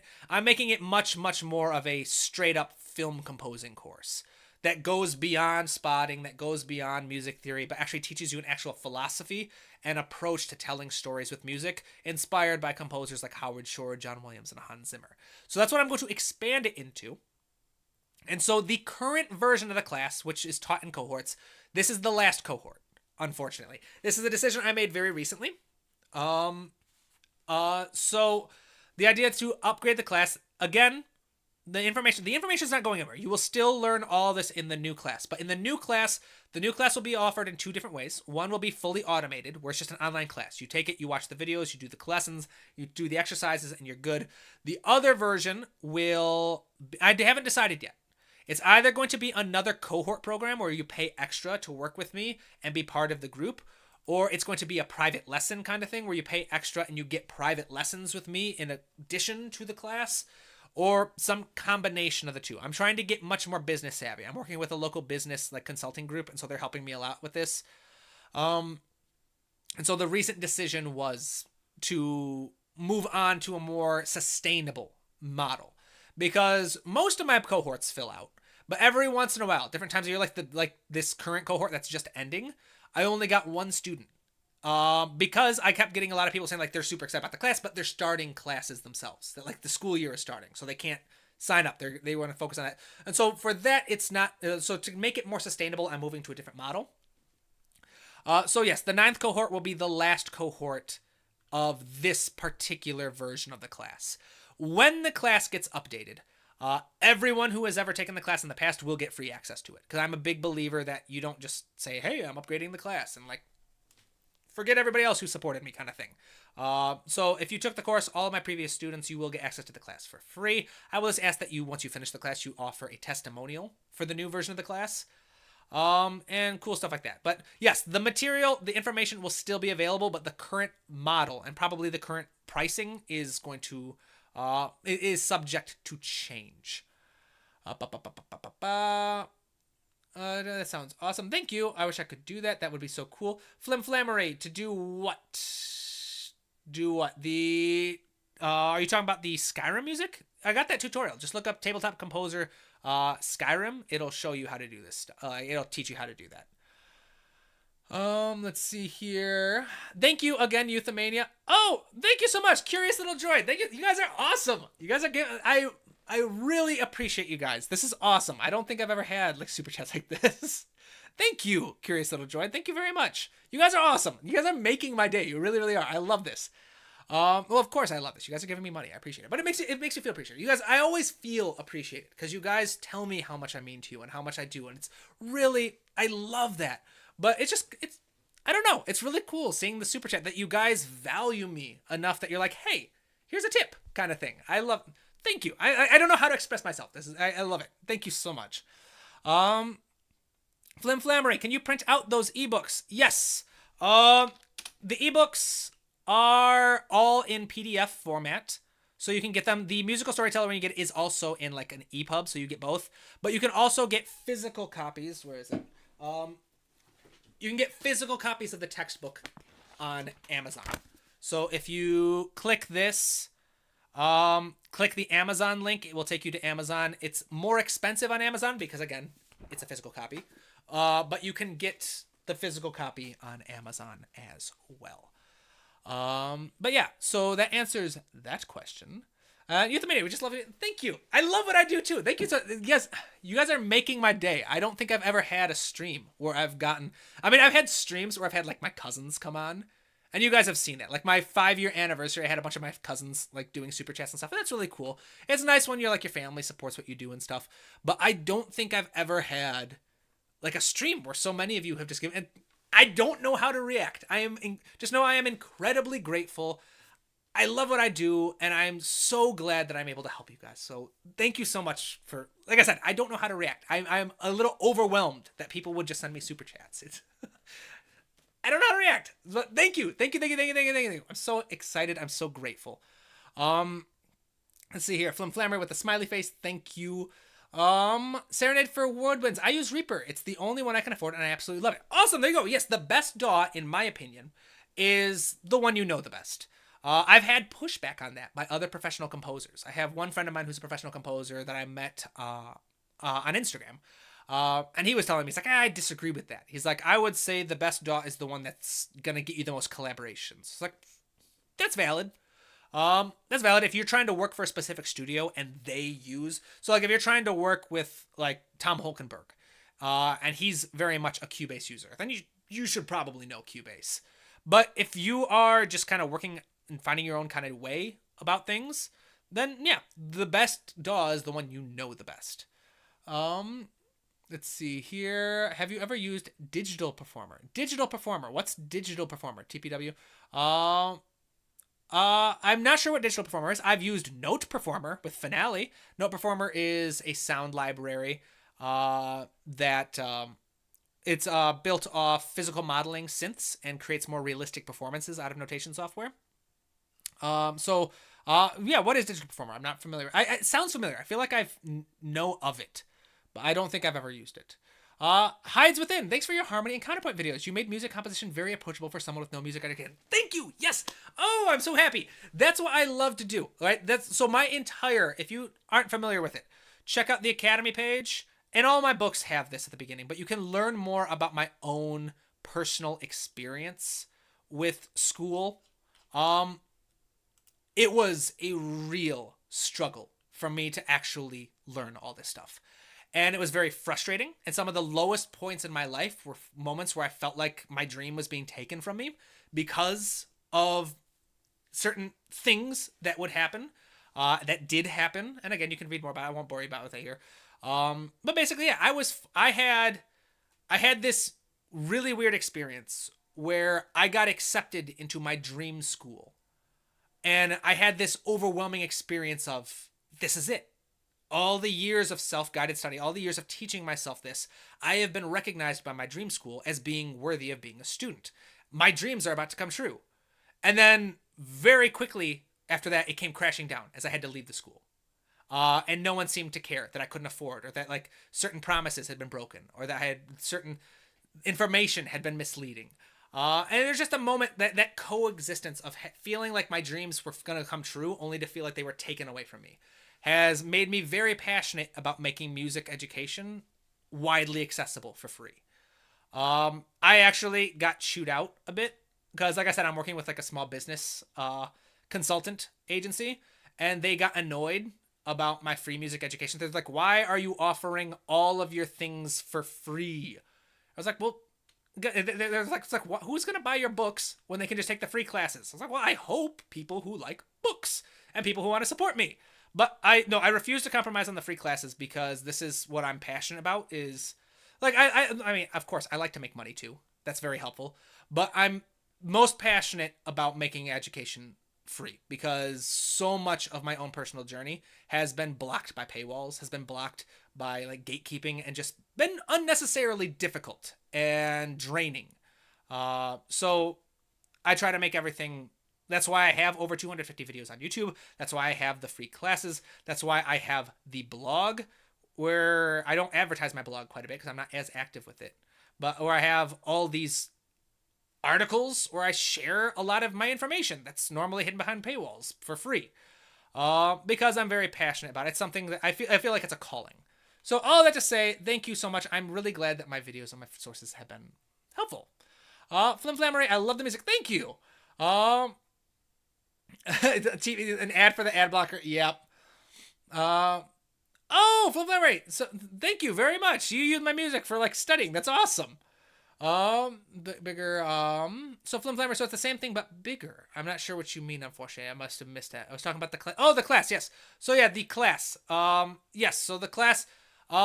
It's not going to be the same thing. This class, so for those of you who are just joining the class, this is the last cohort of the current version. This class is based entirely on music psychology and literally the mechanisms behind why music feels inherently emotional and how you can use those mechanisms to portray any emotion you want with music.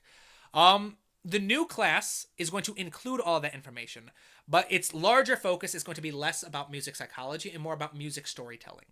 And like literally, how do you tell, like how do you use thematic writing? How do you write melodies, motifs, sound palettes? What types of different themes? The 3 different types of themes: characters, goals, and like literary themes. How are motifs used? To use primary functions as shortened versions of themes versus supporting story lessons in the background. How to use sound palettes to organize all of these ideas. Basically, and again, this is what I have written down so far. This highlighted part is the current class. And all this other stuff is things I'm adding. Yeah, so the class is getting a substantial overhaul. Like I said, everyone who has been a former class of the Emotions and Music class will get access to that new one for free, because that's just how I don't believe in charging twice for the same thing. It's one, yeah. Don't need to go down that line, but yeah, I won't charge twice for the same thing, which it's not technically the same thing. It's an upgrade, but it's the same thing. I actually, in the past, when I updated the book, I got a lot of really lovely emails from people, because when I updated this book and I made some changes to reflect the changes I had made in the classes, I sent a new download link to everyone who had bought the book. I said, hey, here's the second edition of the book. Brand new, here you go. And so I got a lot of really cool emails from people who were just very appreciative of that I didn't make them buy the second edition. It's, like I said, I've been told I have a terrible mind for business, but I don't care. I like what I do. All right. From Flammery, message retracted. Curious Little Droid, are you a composer as a full-time job? Yes, I am a full-time composer. And by full-time composer, I mean I do the YouTube, I do private lessons, I teach the class, I sell books, I do soundtracks, I do all kinds of things. I do music full-time. This is my day job. As many composers will tell you, usually, unless you're like a Hans Zimmer, the actual soundtracks and writing of music are only a small portion of the money. I get paid royalties, I get paid for upfront for the soundtracks and stuff, but the bulk of my income comes from selling these ebooks, from this class, and from private lessons. That's where the bulk of my income comes from. And YouTube, I guess. Thank you for my patrons, channel members, and the incredibly generous super chats. Thank you. And TPW, keeping those courses free is really admirable. It's hard to find content of that quality for free. Thank you. It is a very, I would like to brag. These are very good classes. I have received very heartfelt. I received an email not that long ago from an older gentleman in Florida who had just turned 70, and they wrote me a very touching email about how all his life he's wanted to be a composer, and since finding my channel and finding these classes for the first time in his life, he feels like that's actually something he's doing. He can now officially call himself a composer because he can now write music he enjoys. Yes, these classes are all 100% free. They will always be 100% free. If you would like to see how I plan on scaling, I have dreams of how I would like to plan. I am currently working on, you can show support for the Academy by donating as well. If you would like to see future classes developed, you can donate. The money from your donation goes to support the class. I'm probably going to be releasing a fundraiser within the next month or so for a new class. Typically to help pay my bills while I dedicate time to building a new class. And it's either going to be on mixing, so mixing music or MIDI, like mockups, making realistic mockups and then mixing them. Or it's going to be on music notation and writing out your scores. So I'm thinking as part of like the fundraiser, I'm going to have like a vote, like you pay like $1 for a vote kind of thing. And however many dollars you put in, you can vote for which class you want kind of thing. So we'll see how it goes. I still got to figure out the logistics of that. Would love a CK. I don't know what a CK is. Message retracted. All right, you retracted the message right after I read it, so I imagine it's like a typo or something. I don't know.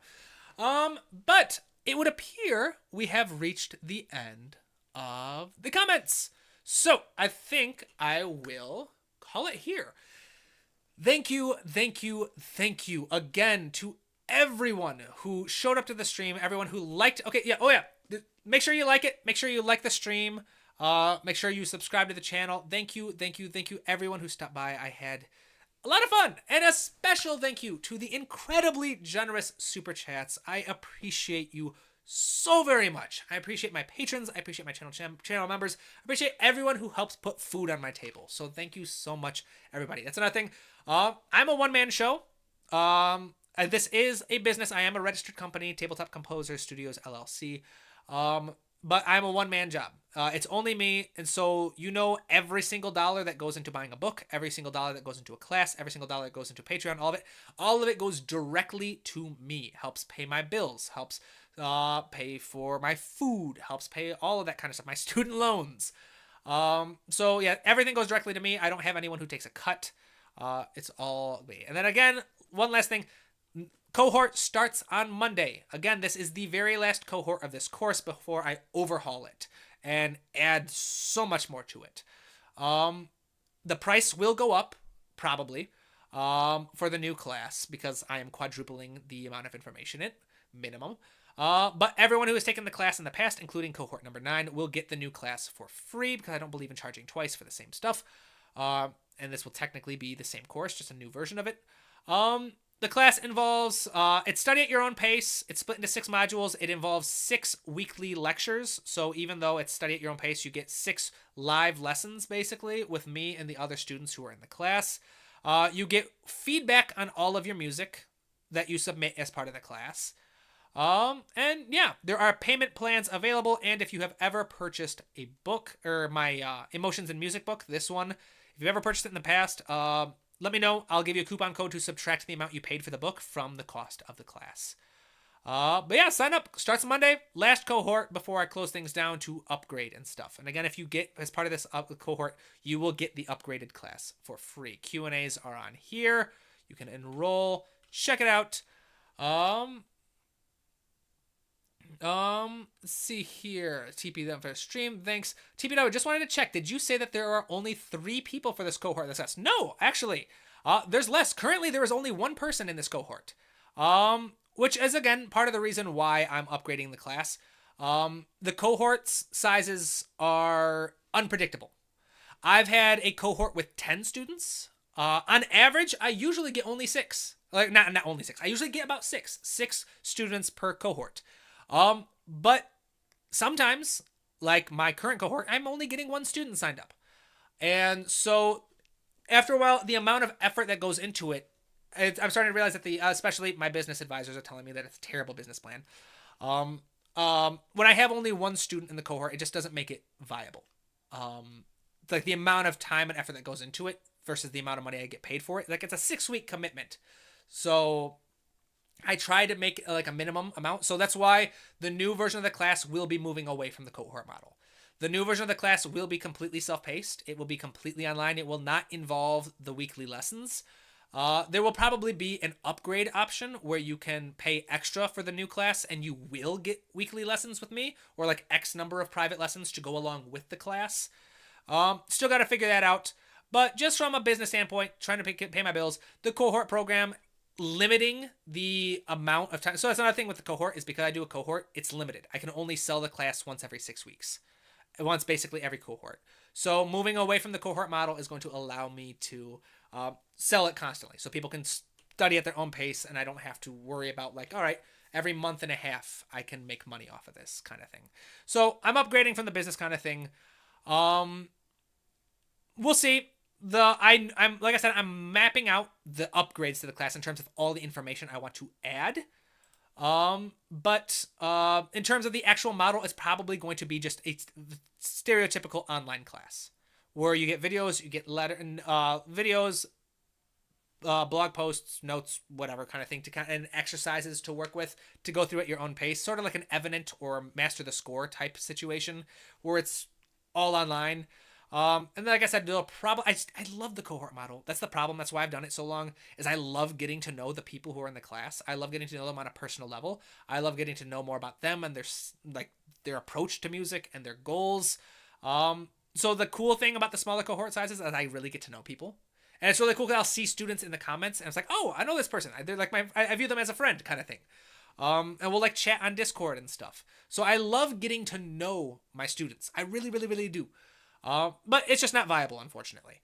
With the unpredictability of how many students I'm going to get in any given cohort, with the, again, the big one being that I'm only able to sell it once every 6 weeks because I only start a new cohort once every 6 weeks. Technically 7, because I usually have a buffer between cohorts. So I'm just moving to a different model. I'm upgrading. I'm adding a bunch more information. So if you were interested in this class, this is probably the last hurrah for the current model. Again, it's getting upgraded. You will still have options to do it in the future. But if you wanted to be part of this particular class, this is the last time this current model and approach will be offered. Again, to make it affordable, there are payment plans you can sign up for. And again, if you have ever purchased the ebook version, send me a message. Message me on Instagram. Send me an email at tabletopcomposer@gmail.com. If you're part of the Discord channel, send me a message on Discord. Just let me know, hey, this is my name. This is the email I used to buy the book. I'll look you up in the system. I'm like, oh yeah, you paid $48 when it was on sale. Here's a coupon for $48 off the class. Or, oh, you paid full price. Here's $60 off the class. Whatever it is. So yeah, But I'm rambling at this point. I've covered this information quite a bit. I'm sure many of you are bored. Curious Little Droid would love a class on mixing. Yes, that's going to be one of the options for the Academy, so keep an eye out for that in the fundraiser. It'll either be a class on mixing or a class on writing sheet music for your parts, depending on what people vote for. Thank you very much, everybody. Thank you for stopping by. And when does the cohort start? The cohort starts Monday. But it is study at your own pace. So you get 6 weeks where, like I said, every week there's a new live lesson, but you maintain access to the class. You can study at your own pace. It's just the live lessons start. The class opens and the first module goes live on November 4th, which is Monday. So thank you very much, everybody. Hopefully I will see you all next week for another stream. Thank you again. Thank you so much, people. This is so much fun to me. Thank you for your generosity. Thank you for your support. Yeah, I'm in a very good mood. Thank you. So I'll see you all in the next stream. All right? Bye-bye.